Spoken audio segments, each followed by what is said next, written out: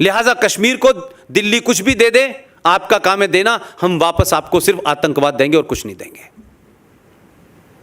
और इसी सरकार के अंदर जम्मू कश्मीर में 57 एक्ट, कानून जम्मू कश्मीर की विधानसभा में ऐसे बने हैं जो एंटी हिंदू और एंटी इंडिया हैं। कोई बोलता नहीं है इसके बारे में, कोई नहीं बोलता है। हम आतंकवाद को से लड़ रहे हैं कि उसे बढ़ावा दे रहे हैं? आतंकवाद क्या है भाई? कुछ गुंडे पाल रखे हैं जिनका नाम हुर्रियत है, वो अपना कैलेंडर जारी करते हैं हर हफ्ते उनका कैलेंडर जारी होता है। मंगल को यहां बंद रहेगा, बुध को ये होगा, फलाने दिन प्रोटेस्ट होगी, उन्होंने कैलेंडर जारी करते हैं, उन्हें कोई नहीं पकड़ता भाई। लेकिन हिंदुस्तान से कोई दीवाना बनारस से चला जाए, इलाहाबाद से चला जाए, मुंबई का चला जाए कि भाई मैं वहां जा रहा हूं, लाल चौक पे झंडा फहराऊंगा, तो लाल चौक पे तिरंगा फहराने में उसकी पिटाई इतनी होती है कि वो आईसीयू में चला जाता है। लेकिन जम्मू कश्मीर राज्य में आईएसआईएस का झंडा खुलेआम फहराया जाता है। एक मुझे बता दीजिए कि जिसने आईएसआईएस का झंडा भारत की धरती पे फहराया हो, जम्मू कश्मीर में फहराया हो, उसको किसी ने गोली मारी हो, उसको किसी ने पीटा हो, उसको कोई जेल हुई हो, बल्कि वो तो वहां मुजाहिदीन कहलाते हैं।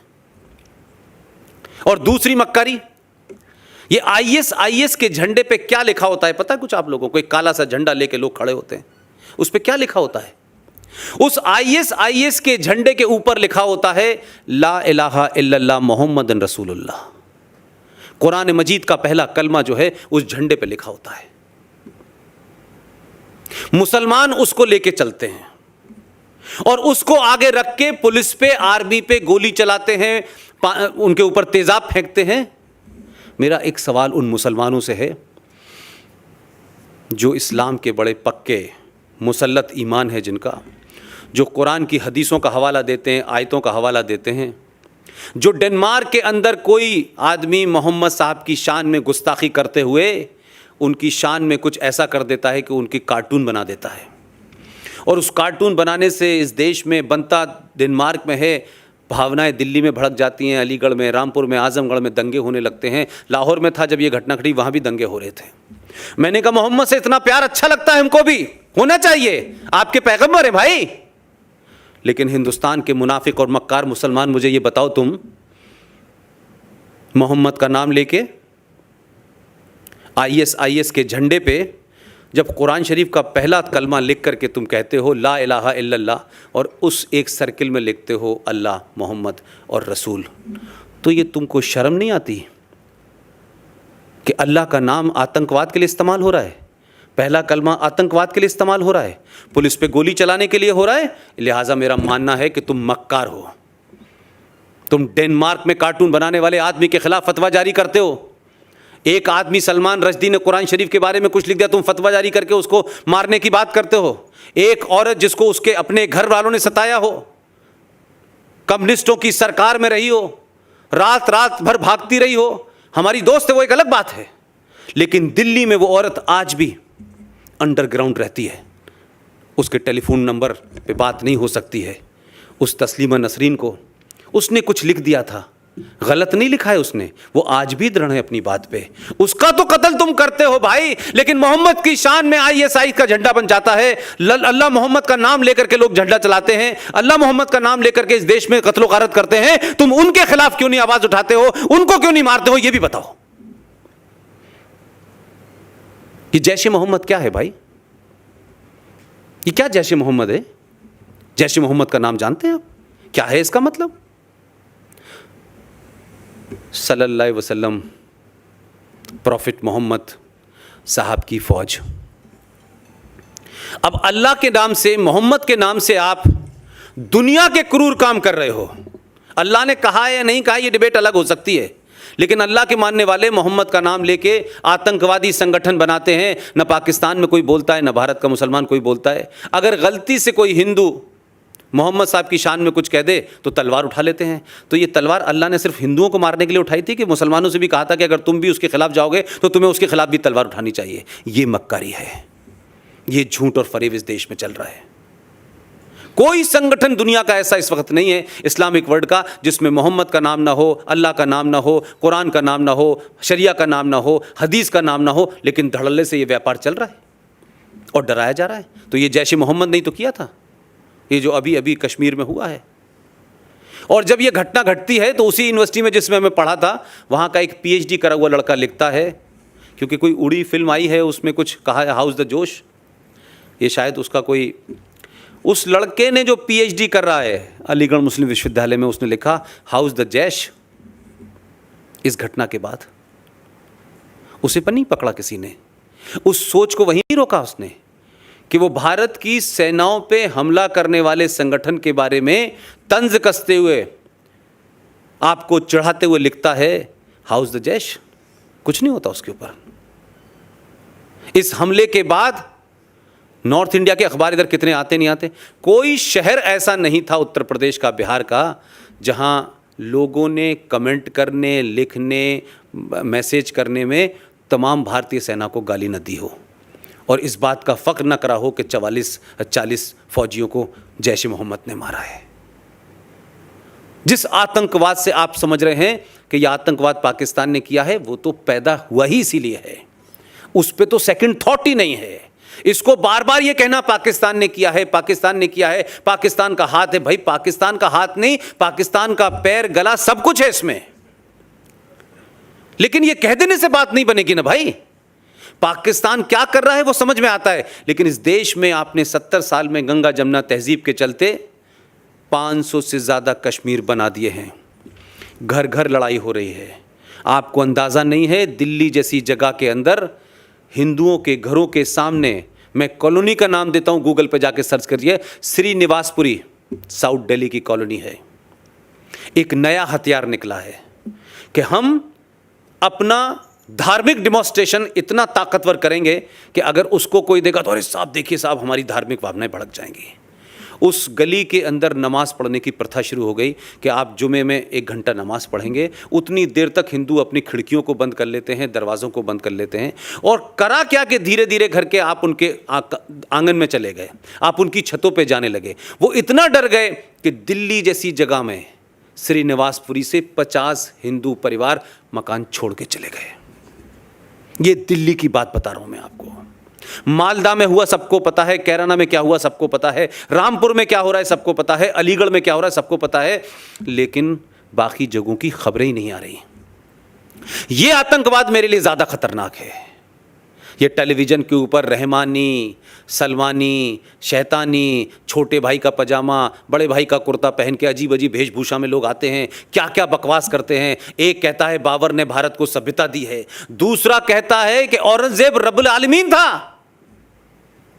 वो औरंगजेब को महिमा मंडित करते हैं भाई।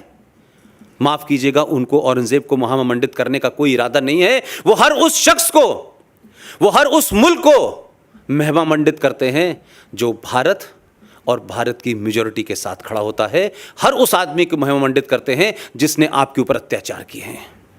उनका औरंगजेब से कोई संबंध नहीं है। सिर्फ इसलिए कि औरंगजेब ने जो किया, बाबर ने जो किया, शाहजहां ने जो किया, आपको जलील करने के लिए आप लगातार उस कुंठा में रहें, उस इन्फिनिटी कॉम्प्लेक्स में रहें, उस एहसास कमतरी में रहें। इसलिए हर वो चीज़ के साथ वो वर्ग खड़ा हुआ है जिसमें आपको छोटा बौना दिखाया जा सके। हम आतंकवाद से लड़ाई कतई नहीं लड़ सकते। हम बहुत गलतफहमी में हैं। सेना का काम है, सेना करेगी, आज करेगी, कल करेगी, परसों करेगी, करती रहेगी, ये सिलसिला चलता रहेगा भाई। लेकिन मुझे ये बताएं कि जब ये 40 फौजियों की डेथ हुई तो हमको बड़ा आक्रोश हुआ। अब ये बात कोई और बोलेगा नहीं आपसे, लेकिन आप ज़रा एवरेज लगाइए कि 1971 की वॉर में 1200 सैनिक मरे थे कुल मिलाकर के, और ये जो अभी आखिरी आपकी हुई है सियाचिन वाली, इसमें कोई 650 मरे थे। लेकिन ज़रा सा गूगल पे जाइए और पिछले 2 साल का डाटा निकाल लीजिए, 2 साल का, सिर्फ जम्मू कश्मीर का, छोड़ दीजिए नॉर्थ ईस्ट में क्या हो रहा है, आसाम में क्या हो रहा है, यूपी में क्या हो रहा है, बंगाल में क्या हो रहा है, उसको छोड़ दीजिए। हर 3 या 4 दिन में 2 फौजी मर रहे हैं, आपके इंटरनल आतंकवाद से मर रहे हैं। जरा उनकी गिनती निकाल लीजिए, क्योंकि वो 2 और 1-1 मर रहे हैं तो उनका कोई खाता नहीं होगा भाई, उनके लिए सामूहिक चेतना नहीं होगी। ये वो जानते हैं। 1971 वॉर के बाद पाकिस्तान को ये पता चल गया था कि वो सीधे तौर पे भारत से नहीं लड़ता, ना लड़ सकता है, तो उन्होंने एक डॉक्ट्रिन को ईजाद किया जो भारत के कुछ समझदार लोग जानते हैं, लेकिन भारत के समाज को नहीं पता है। 1971 के बाद वो एक डॉक्ट्रिन तैयार हुई और उस डॉक्ट्रिन का काम था bleed India with 1000 cuts. Bharat को 1000 जख्म दो जो लगातार रिश्ते रहें। तो ये आपके देश में रेडीमेड उनको लोग मिल जाते हैं, स्लीपर सेल मिल जाते हैं, कहीं कश्मीर के नाम से, कहीं जेएनयू के नाम से, कहीं जादवपुर के नाम से। ये तमाम वो लोग हैं जो किसी खास एजेंडे के तहत काम कर रहे हैं और भारत अपने ही घर में लड़ रहा है। लिहाजा ये लड़ाई पाकिस्तान को माइनस भी कर दे थोड़ी देर में तो आपके यहाँ बड़ी भयावह है।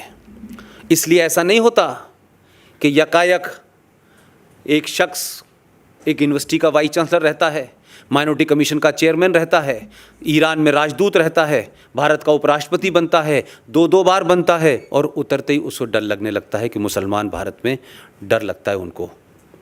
अब उस हामिद अंसारी से ये पूछो भाई कि अगर तुम्हें ये पता चल गया सारा मलाई खाने के बाद कि अब इस मुल्क में डर लगता है, तो बर्मा के बॉर्डर पे जाओ, वहाँ से जो रोहिंग्या मुसलमान आ रहे हैं उनको वहीं रोको भाई को, मत जाओ इस मुल्क में। मुझे डर लग रहा है, तुम्हें भी डर लगने लगेगा, मत जाओ इस मुल्क में। वो मक्कार वहाँ नहीं जाता है। इसलिए आपके शहर के कुछ लोग, उनको 2015 में एक साहब को डर लगा कि डर लग रहा है। वो अपनी बीवी से बेडरूम में कह रहे थे कि हम सुबह निकल चलते हैं, हमें डर लग रहा है, लेकिन अभी तक गए नहीं, वो चले जाते, हमने रोका नहीं था। फिर सिखा 2018 में एक साहब को डर लगने लगा, वो मेरी यूनिवर्सिटी से पढ़ के आए थे, मेरे सीनियर हैं, उनको भी डर लगने लगा। मुझे ऐसा लगता है कि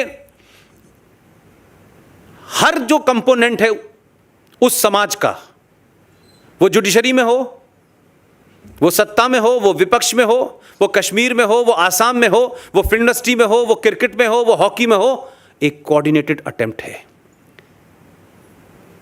एक दूसरे के तार हैं ये, कि जो जिस हैसियत में है उस हैसियत में इस मुल्क को अपने पंजों पे खड़ा रखो। इस मुल्क की जो पहचान है उस तरफ लोग न बढ़ें। जैसे ही बढ़ते हैं आप, क्या वजह हो गई भाई कि अभी यकायक डर लगने लगा? मैंने इतनी घटना गिताई इस देश के अंदर, कभी डर नहीं लगा। 350, 400, 500 लोग आपके मुंबई बम धमाकों में मरे, किसी ने कहा था कि डर लग रहा है? किसी को डर क्यों नहीं लगा भाई? लेकिन अब डर शायद इसलिए लग रहा है कि हम जैसे लोग, GD बख्शी जैसे लोग, RSN, सुशील पंडित, गौरव आर्या और तमाम वो ताकतें जिनको लगता था कि 70 साल, हमारे यहाँ कहा जाता है, यूपी में कहावत है कि 7 साल के बाद जो कूड़ा डालने की जगह होती है ना, कहते हैं 7 साल बाद तो उसके भी दिन बदल जाते हैं और कूड़े के ढेर की जगह कोई मकान बन जाता है, कुछ अच्छी जगह बन जाती है। इस देश को 70 साल लग गए। ये कूड़े का ढेर साफ़ हो रहा है, ये ढेर बदल रहा है, तो लोगों को लगता है कि वीर सावरकर के बारे में उत्तर प्रदेश में चर्चा हो रही है, सुभाष चंद्र बोस क्या थे इसकी चर्चा हो रही है। भारत का प्रधानमंत्री 21 अक्टूबर को लाल किले पे जाके झंडा फहराता है, मानता है, कहता है कि यूनाइटेड भारत का पहला प्रधानमंत्री सुभाष चंद्र बोस था। उनके नाम से म्यूज़ियम बनाया जाता है। ऐसे ही नहीं है कि कहीं किताबों में, मुझे रंजीत भाई बता रहे थे कि सावरकर जी कहते थे कि संसद जो है वो एक मंदिर है। तो हमने मंदिर के सामने किसी को झुकते तो पहली बार ही देखा है। तो अगर ये मंदिर था और ये सावरकर साहब को समझ आ गया था, तो 70 साल बाद सावरकर का मानने वाला सीधे रूप में हो या घुमा करके हो, ये क्या वजह है कि आज ही का दिन चुना स्ट्राइक करने के लिए? मैं इसलिए कह रहा हूं कि सिर्फ 2 बातों को छोटी सी रेफरेंस के लिए कह रहा हूं। अगर किसी की अच्छी बात है तो उसको पूरी ताकत से सपोर्ट करना चाहिए, और किसी की बात गलत है तो पूरा चौड़ा सीना करके कहना चाहिए तुम झूठ और गलत बोल रहे हो। पहली पार्लियामेंट की स्पीच में, 1 घंटे की स्पीच में, कुछ बातों को शायद मैं बहुत तेजी से कनेक्ट इसलिए करता हूं कि मैं उसी समाज के बीच में बड़ा हुआ हूं। मुझे पता नहीं कि प्रधानमंत्री देश के जब अपना पहला संबोधन पार्लियामेंट में कर रहे थे तो उन्होंने क्या ऐसी बात कही थी कि कुछ लोगों को बड़ी तकलीफ हो गई थी। ऐसा रिएक्शन था उनमें मानो जैसे जिन्हें कई सारी चींटियों ने उनको काट लिया हो। अपने संबोधन में, सिर्फ लंबे संबोधन में, मुझे 2 ही बात अच्छी लगी। उन्होंने कहा कि 700 साढ़े 700 साल की ग़ुलामी की वजह से हम अपनी पहचान भूल गए हैं। हमारा पुरुषार्थ 5,000 साल पुराना है। कुछ लोगों को बड़ी तकलीफ हुई कि अरे 750 साल कैसे कह रहे हैं, हम तो गुलाम सिर्फ 250 साल थे। यानी वो जो आए थे वो हमारे मेहमान थे, बाबर से लेके जितने चचा आए थे हमारे, वो हमारे मेहमान थे। उनको लगा पहली बार इस आदमी ने उस जगह चोट की है जिसको इस देश के अंदर इतिहास में पढ़ाया जाता है, बाबर महान था, अकबर महान था, ये महान था, वो महान था, ये किया। उन्होंने कहा यार ये तो हमारे दौर की बात हो गई, तो हमारे आइकॉन के बारे में तो कह रहा है कि उन्होंने देश को गुलाम बनाया था। तो उनको सबसे पहले तकलीफ हुई। और पहली मन की बात में एक कहानी सुनाई थी। वो कहानी बहुत पुरानी है, मुझे नहीं लगता कि उसमें कोई नई बात है, लेकिन उस जहां वो बैठा हुआ है, जिन संकटों से वो आदमी घिरा हुआ है, उसकी कुछ कुछ एहसास मुझे इसलिए है कि उसके नज़दीक जो सिस्टम कैसे चल रहा है, सिस्टम में कैसे कैसे लोग बैठे हुए हैं, जम्मू कश्मीर के संविधान में क्या हो रहा है, आसाम में क्या हो रहा है, मालदा में क्यों ऐसा हो रहा है, क्या वजह है कि इतने सारे संकटों से घिरे होने की वजह से कुछ बात सीधे तौर पे नहीं कही जा सकती। क्या वजह है कि वीर सावरकर की जयंती पे या उनकी पुण्यतिथि के ऊपर प्रधानमंत्री की एक तस्वीर आती है कि सावरकर को वो फूल चढ़ाते नज़र आते हैं। किन लोगों को तकलीफ़ होती है कि सावरकर के ऊपर फूल क्यों चढ़ा रहा है ये आदमी? सावरकर को तो हमने दफन कर दिया था। लिहाजा उन्होंने क्या किया कि अपनी बात को खामोशी से कहने के लिए उन्होंने कहा अपनी मन की बात में, वो शेर की कहानी है, मुझे लगता है आप सबको पता होगी, अगर नहीं होगी तो मैं दोहराए देता हूँ। बताऊँ उसको? एक शेर शेरनी जो थे एक जंगल में जा रहे थे अपने 4 बच्चों के साथ में। ये प्रधानमंत्री की मन की बात की सिर्फ इतनी बात मैं कह रहा हूं कि हम समझें कि वो आदमी कहां पे कह रहा है, जिसकी ख्वाहिश शायद सावरकर जी की थी।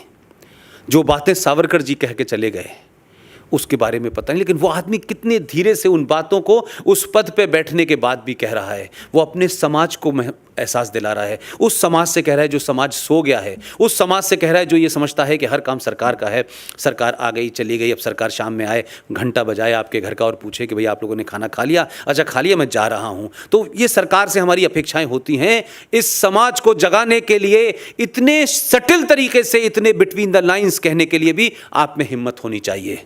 उसने कहा कि एक जंगल में एक शेर और शेरनी अपने 4 बच्चों के साथ जा रहे थे। शेर की प्रवृत्ति शिकार करने की होती है। भेड़ियों का एक बहुत सारे भेड़िए जा रहे थे, उनका एक झुंड था। शेरनी और शेर को लगा के शिकार करना चाहिए। वो शिकार करने के लिए शेर और शेरनी दोनों दौड़े और शिकार करने के चक्कर में काफ़ी आगे चले गए। उसके 3-4 बच्चों में से 3 बच्चे तो भाग के वहाँ तक चले गए, एक बच्चा रह गया पीछे और शेर अपने आगे निकल गया और उसके साथ में 3 बच्चे थे वो चले गए। जो बच्चा अकेला रह गया वो उन भेड़ियों के बीच में बेचारा मिल गया, क्योंकि वो पीछे दौड़ नहीं पाया और वो रहते रहते भेड़ियों के बीच में भेड़ियों जैसी भाषाएँ कर बोलने लगा। वो समझने लगा कि मैं भी भेड़िया हूँ, लेकिन फ़क्त ये हुआ कि वो रहते रहते उसके अंदर उसके कैरेक्टर जो थे वो भेड़ियों जैसे उसके हो गए। और एक दिन शेर और शेरनी जब जंगल से जा रहे थे, वापस आए तो शेरनी ने अपने बच्चे को पहचान लिया, शक्ल से देख करके ये तो मेरा बच्चा है। उसके पास गई, उससे कहा कि तू शेर का बच्चा है। वो उससे लड़ने लगा, नहीं मैं शेर का बच्चा नहीं हूँ, मैं भेड़िया हूँ। बड़ा हिज्जत हुई। ये बिल्कुल वैसी हुज्जत है जैसे सेकुलरिज्म पे होती है। उसने बड़ा समझाया कि तुम शेर को, वो नहीं माना। उसके बाद शेरनी बड़ी परेशान थी कि कैसे मैं इसको बताऊं कि तू सेकुलर नहीं है। बड़ा समझाया उसने कि तू सेकुलर नहीं है भाई। खैर वो उसको एक जंग वहाँ ले गई कुएं के पास और उससे कहा कि मेरी शक्ल देख और अपनी शक्ल देख, हम दोनों एक ही से हैं। उसने देखा और जैसे उसके बच्चे के चेहरे पे ये आया कि उसको कुछ एहसास हुआ, शेरनी ने दहाड़ लगाई। तो वैसी वो शेर ज़ोर से, बच्चा जो था वो शेर दहाड़ लगाए और उसके बाद बोला कि नहीं मैं तेरा बच्चा हूँ, मैं शेर का बच्चा हूँ। तो हिंदुओं की स्थिति उस भेड़ वाले शेर की तरह हो गई है। इसकी ताकत से मानिए कि आप 5000 साल पुरानी सभ्यता के भाजक हैं। आप किसके, आपके पूर्वज कौन थे, वो कौन लोग थे, कुछ उसका भी गर्व करिए। ऐसा ही नहीं है कि 700 साल के दौर की वजह से आप इतनी हीन भावना के शिकार हो गए हैं कि अपने पुरुषार्थ को आप भूल गए हैं, अपनी पहचान को आप भूल गए हैं। और ये मत कहिए बार बार कि हमारे डीएनए में लिखा हुआ है। हमारे डीएनए का जो भी आइटम था वो उस आदर्श समाज के लिए था, जब समाज में मूल परंपराएं थीं, कुछ कानून थे, कुछ रूल थे। इसलिए हमारा बिहेवियर था कि हम हथियार नहीं उठाते थे, हम तर्क से बात करते थे। लेकिन 5000 साल पुराने हथियार से आज के आतंकवाद से नहीं लड़ सकते आप। आज आपको उसी हथियार की ज़रूरत है जिस हथियार आपके सामने है। लिहाजा ये मत कहिए कि हम तो सदियों से ऐसे ही थे। वो जो आपका एक शेर है, हमारे यहाँ बड़े सारे लोग गाते हैं उस शेर को। वो कहते हैं कि सदियों रहा ज़माना और क्या क्या कहते हैं, हस्ती मिटती नहीं हमारी। मैं अभी नागपुर के भाषण में मैंने कहा भाई कि ये जो गलत फहमी है ना कि हमारी हस्ती मिटती नहीं, सदियों रहा ज़माना हमारा, मैंने कहा अफ़गानिस्तान में जाओ, वहाँ भी कभी हुआ करती थी तुम्हारी बस्ती।